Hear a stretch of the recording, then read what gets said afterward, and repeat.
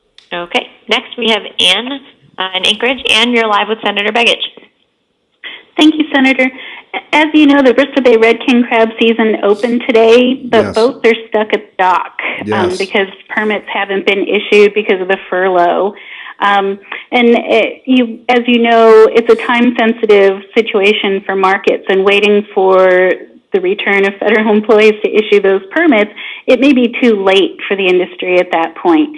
And industry has been trying really hard for 15 days since this started to find some way to get those permits issued. What can we possibly do at this point? I was on the phone a couple days ago with the few employees left at NOAA and having a conversation with them to try to figure out if there's some window. They have some ideas that they have in front of the lawyers as we speak at this moment. I am hopeful, but I'm not optimistically hopeful, if that can be a phrase I can use, because there is some federal law that restricts the use of federal employees for anything in this kind of situation other than life safety issues. They do not consider this a life safety, even though this is an economic crisis that could affect the crab industry. But we are working on it every day. The best thing we can do, honestly, is get this shutdown done.